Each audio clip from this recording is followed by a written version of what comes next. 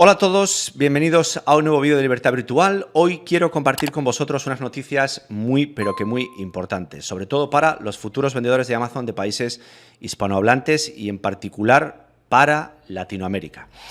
Como sabéis, lo primero que tenemos que hacer para poder vender en Amazon es averiguar si nuestro país está realmente aceptado en el marketplace donde queremos vender. Y los más deseados ya sabemos que son siempre Norteamérica y Europa, que representan, pues dos marketplaces diferentes en sí. Voy a dejar un link debajo de este vídeo y así vais a poder comprobar en tiempo real si vuestro país está aceptado o no y en qué marketplace, porque Amazon puede cambiar la información después de esta grabación. Que sepáis que Amazon cambia la información de un montón de cosas permanentemente. No creo que en este caso vaya a retroceder y vaya a cancelar países, sino al revés, cada vez se van añadiendo más países, pero bueno, por si acaso, ahí vais a tener el link y vais a poder ver la información más actualizada.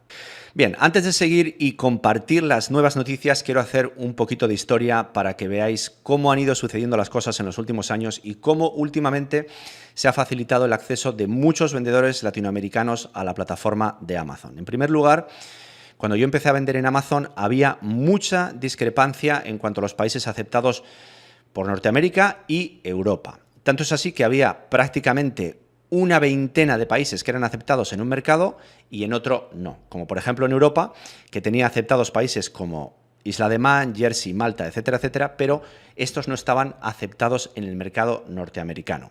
Y al contrario, había países, sobre todo latinoamericanos, que solo estaban autorizados a vender en Norteamérica, pero no en Europa. Y ejemplos de esto eran Bolivia, Colombia, Costa Rica, El Salvador, Honduras, Panamá, Paraguay, Perú y República Dominicana.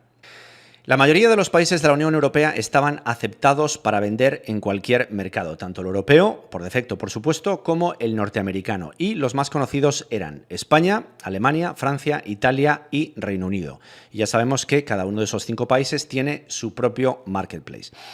Pero al mismo tiempo, cualquier vendedor de un país de la Unión Europea, como por ejemplo Holanda, Suecia, Portugal, Austria, Bélgica, etcétera, podía abrir una cuenta de vendedor tanto en Europa como en Norteamérica y no tenía ningún problema. Luego, además, Estados Unidos, Canadá y México también estaban aceptados para vender en cualquier mercado, tanto Norteamérica por defecto como el europeo. No tenían ningún problema. Antiguamente había solamente 4 países latinoamericanos aceptados para vender en los 2 marketplaces principales y eran Brasil, Chile, México y Argentina. Y estos países eran pues unos privilegiados, porque siendo países latinoamericanos con las restricciones que muchos tienen, tenían el privilegio de poder vender tanto en Norteamérica como en Europa. Y por supuesto, contrastando radicalmente con eso, también había países que no estaban aceptados para vender en ningún mercado de Amazon, ni en Norteamérica ni en Europa, y eran Ecuador, Guatemala, Nicaragua, Uruguay y Venezuela. Y Venezuela era un ejemplo muy prominente o muy conocido porque había muchísima gente de Venezuela que quería vender en Amazon. Entonces, si eras de uno de estos países, Ecuador, Guatemala, Nicaragua, Uruguay o Venezuela, debías hacer un trámite previo para poder optar a ser vendedor de Amazon, ya fuese en Norteamérica o en Europa, porque no estabas admitido en ninguno. Y este paso previo era crear una empresa en un país aceptado por Amazon. Lo más típico era una LLC en los Estados Unidos. E incluso así no funcionaba al 100% de los casos.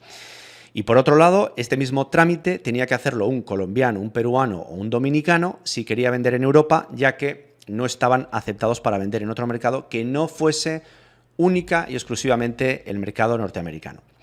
En resumen, un galimatías difícil de entender para muchos y que complicaba las cosas bastante a la comunidad de vendedores hispanos. Pero esto ya es historia y simplemente os lo he comentado para que podáis apreciar lo que viene a continuación, que son muy buenas noticias.